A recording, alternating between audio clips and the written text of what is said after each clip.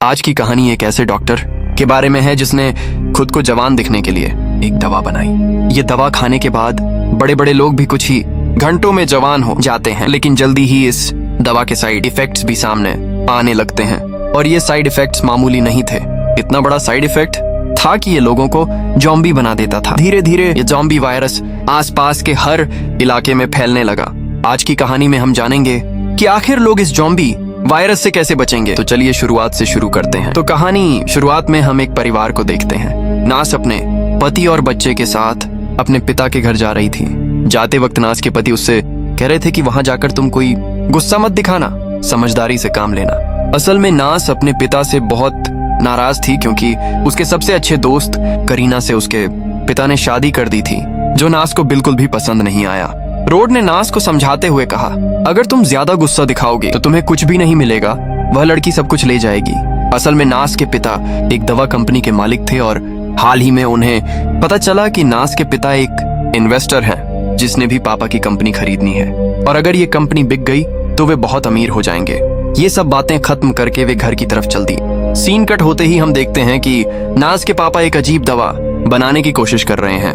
उनका एक सपना था, वो ऐसी दवा बनाएंगे जो लोगों की जवानी वापस लाने में मदद करेगी। कई साल की लगातार मेहनत के बाद आज वो सफल हो गए हैं, इसलिए उन्होंने देर न करते हुए अपनी बनाई हुई दवा खुद पी ली और थोड़े ही समय में उस दवा का परिणाम दिखने लगे। उसके चेहरे से उम्र के निशान मिट गए थे और उसके शरीर में जवानी की ताकत वापस आने लगी थी। उसकी त्वचा भी काफी निखर गई थी। ऐसा लग रहा था जैसे उसकी उम्र 20 साल कम हो गई हो।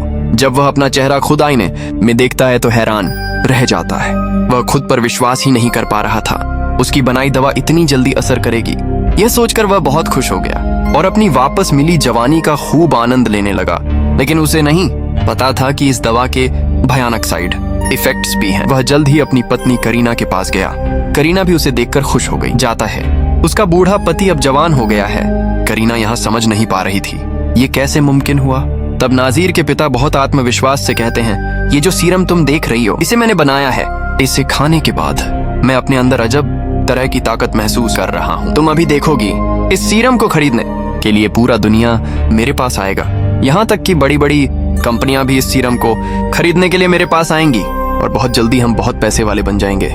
यहाँ वे दोनों बहुत रोमांस करने लगते हैं, लेकिन वे ये ध्यान नहीं देते कि उसके शरीर में अजीब तरह की एक घाव दिखता है। दूसरी तरफ हम देखते हैं कि नाज और रूट उसके घर आ गए हैं। करीना खुद उन्हें स्वागत करने के लिए दरवाजे के पास आती है, लेकिन नाज उसे अनदेखा करने का नाटक करता हुआ वहाँ से चला जाता है। नाज के लिए करीना अब ऐसी लड़की है जिसने उसके दोस्त को धोखा दिया है। लेकिन नाज का बेटा करीना के पास जाता है। नाज उसे खूब डांटता है, जैसे कि वह करीना के पास फिर कभी न जाए। यहाँ तक कि कहता है कि अगर तुम्हें खाना दिया भी जाए तो तुम नहीं खाओगे। घर के अंदर नाज अपने भाई के कमरे में आता है। उसका भाई पूरा दिन घर पर बैठकर गेम खेलता रहता है। थोड़ी देर बाद सब ड्राइंग रूम में आकर बैठ गए। तभी वहाँ नाजिर के पापा भी आ गए। उन्हें देखकर वहाँ मौजूद सब लोग हैरान रह गए, क्योंकि उनका पापा अचानक इतने जवान कैसे हो गए। कुछ दिन पहले तक तो वो बूढ़े थे, पर इतनी जल्दी ये कैसे मुमकिन हुआ। जब उन्होंने पूछा तो उनके पापा कुछ नहीं बोले। उल्टा उन्होंने कहा कि मैं अपनी कंपनी अब बेचना नहीं चाहता। ये सुनकर वहाँ सब लोग गुस्सा हो गए, क्योंकि वे सब उम्मीद कर रहे थे कि कंपनी बिक जाएगी और उन्हें अपना हिस्सा मिलेगा, जिससे वे सब बहुत अमीर बन जाएंगे। ये बात सुनकर नाजिर का भाई वहाँ से चला गया। गुस्सा करके नाजिर के पापा चले जाते हैं और सबको समझाते हुए कहते हैं, मैं जो फैसला लिया है वो बिल्कुल गलत नहीं है। मैं मानता हूँ हमारी कंपनी अभी कर्ज में डूबी हुई है, लेकिन मैंने ऐसा कुछ बनाया है जिससे हमारी कंपनी दुनिया की नंबर 1 कंपनी बन जाएगी। फिर वो सबको वो सीरम दिखाते हैं जो उन्होंने बनाया है और कहते हैं, ये सीरम बहुत कम समय में किसी भी बूढ़े इंसान को जवान बना सकता है। अगर कोई बूढ़ा व्यक्ति इस सीरम को लेता है तो वो मौत को भी कुछ वक्त के लिए टाल सकता है और कुछ साल जिंदा रह सकता है। तभी करीना कहती है, तुम तो कहाँ था, रिटायर होकर मेरे साथ जीवन बिताएगी। लेकिन उसका पति हंसते हुए कहता है, अब मैं बहुत जवान हो गया हूँ, अब मैं और ज्यादा काम कर सकूंगा और हमारे पास बहुत ज्यादा पैसा आएगा, जिससे हम आराम से वो जिंदगी गुजार सकेंगे। ये सुनकर करीना अंदर से टूट जाती है और नाज का दिल भी टूट जाता है। नाज यहाँ बहुत ज्यादा गुस्सा हो गया था। नाज अपनी दोस्त करीना से कहता है, मैं जानता हूँ तुम पैसों की लालच में मेरे पापा से शादी की हो ताकि तुम मेरे पापा का सारा पैसा हड़प सको। ये बात कहने से उनके बीच झगड़ा हो जाता है, उनकी लड़ाई। इसलिए किसी की भी नजर नाजिर के पापा पर नहीं जाती।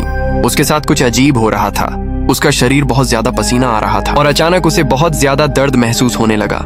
उसके कंधे, कमर और शरीर के कई हिस्सों पर बड़े बड़े जख्म दिख रहे थे। देखते देखते उसका पूरा शरीर टेढ़ा मेढ़ा हो गया और उसी के साथ वह खून से लथपथ हो गया। उसकी आंखों का रंग भी बदलने लगा और यहीं सबके सामने उसकी सांसें भी बंद हो गईं। नाज और करीना रूट से कहते हैं तुम जल्दी से एक एम्बुलेंस बुलाओ, लेकिन यहाँ तक कि इससे भी कोई फायदा नहीं हुआ। नहीं, उनके पिता अब इस दुनिया में नहीं रहे, इसलिए वे सब रो रहे थे। अचानक नाज के पिता फिर से उठ बैठे, लेकिन अब वह इंसान नहीं रहे, वह एक भयानक ज़ॉम्बी बन चुके थे। उनकी आंखें अजीब तरह से सफेद हो गई थीं। यहाँ सब लोग बहुत डर गए कि उनके पिता के साथ क्या हो रहा है। ठीक उसी वक्त उनके घर का नौकर जो आवाज सुनकर ऊपर आया था वहां था। नाज के पिता उस लड़के पर हमला कर बैठे। उन्होंने उसके कंधे को बहुत बुरी तरह काट लिया और वहीं वह लड़का मर गया। वहां वह निवेशक भी आ गया और उस पर भी नाज के पिता ने हमला कर दिया, लेकिन वो निवेशक किसी तरह नाज के पिता से बच निकला। मगर नाज के पिता के मुंह से निकली खून उस निवेशक के मुंह के अंदर चला गया, जिसकी वजह से वो आदमी धीरे धीरे ज़ॉम्बी बनना शुरू हो गया। इसी बीच उसका पिता अपने बेटे पर भी हमला कर बैठा। उस वक्त उसके दिमाग में कुछ भी नहीं आ रहा था कि उसे क्या करना चाहिए। उसके हाथ में एक धनुष था। डर के मारे उसने उसी धनुष से अपने पिता पर हमला कर दिया और वहीं उसका पिता मर गया। यहाँ मौजूद सभी किसी न किसी तरह बच तो गए, लेकिन उनकी मुसीबत पूरी तरह खत्म नहीं हुई। वो निवेशक गाड़ी लेकर वहां से भागने की कोशिश कर रहा था।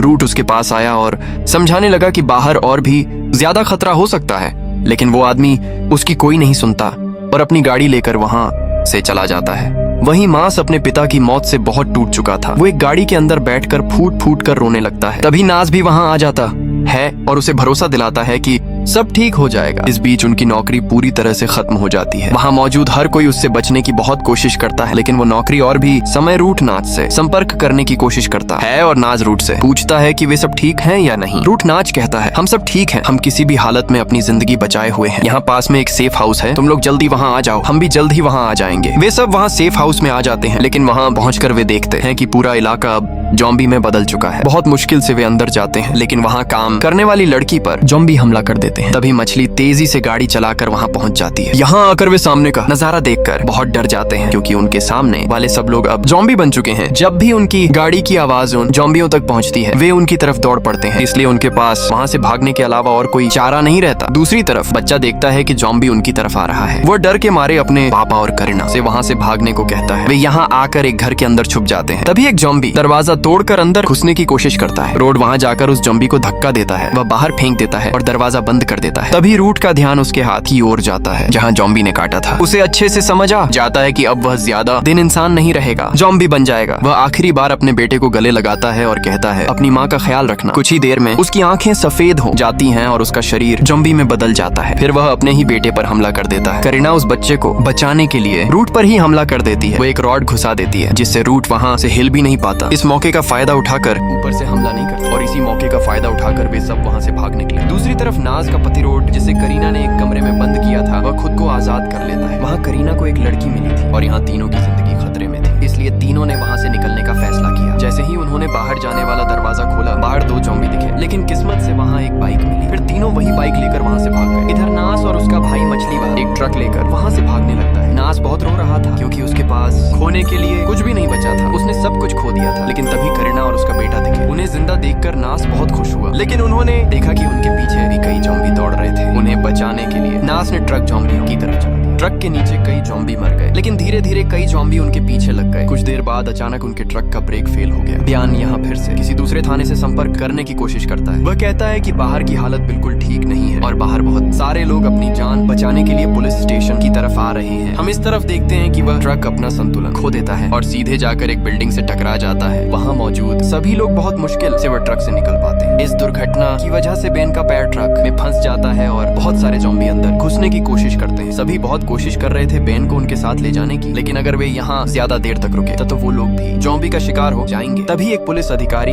जो अभी तक ठीक था, नाचो और कारिना से कहता है कि तुम लोग यहाँ से चले जाओ, लेकिन नाचो उन्हें छोड़कर वहाँ से जाना नहीं चाहता। वो हिम्मत दिखाते हुए उन ज़ॉम्बियों से लड़ने लगता है। इस लड़ाई में एक ज़ॉम्बी उसके हाथ को काट लेता है, जिससे वो भी संक्रमित हो जाता है। उस अधिकारी ने ये सब देखा। अब बचने के लिए सिर्फ एक ही रास्ता बचा है। उसे समझ आता है कि आग लगाकर ज़ॉम्बियों को मारना ही सही तरीका है। यहाँ नाजिर भाई मास अपनी जान दे देते हैं और बम विस्फोट का जिम्मा लेते हैं नहीं। और उस धमाके के बाद आसपास के सारे ज़ॉम्बी मर गए और हम देखते हैं कि यहाँ नास, उसका बेटा और करीना जिंदा है। बाहर आने के बाद नास को पता चलता है कि उसके हाथ पर एक ज़ॉम्बी ने काटा है, जिससे वो जल्दी ही ज़ॉम्बी बन जाएगा। आखिरी बार वो अपने बेटे को गले लगाता है और कहता है तुम हमेशा करीना के साथ रहना, वो तुम्हारा बहुत ख्याल रखेगी। नास अपनी गर्लफ्रेंड करीना से कहता है मुझसे अब तुम्हारे ऊपर कोई गुस्सा नहीं है, मैंने मैंने तुम्हें माफ कर दिया है, बस तुम मेरे लिए ये एक काम करो, मेरे बेटे का ध्यान रखना। यह कहकर नास खुद अपनी ही सिर पर गोलियां चलती रहीं। जैसे ही सुबह हुई, हमें गांव के कई हिस्सों में ज़ॉम्बी के टूटे फूटे शरीर पड़े हुए दिखे। ये देखकर ऐसा लग रहा था कि ज़ॉम्बी वायरस ने इंसानों को छोड़ दिया है, लेकिन ऐसा बिल्कुल भी नहीं था। कहानी के अंत में हमें एक दूसरे देश का सीन दिखाया गया। वहाँ हम राज के पिता के एक पुराने बिजनेस पार्टनर को देखते हैं। उसके पास वह सीरम था जिससे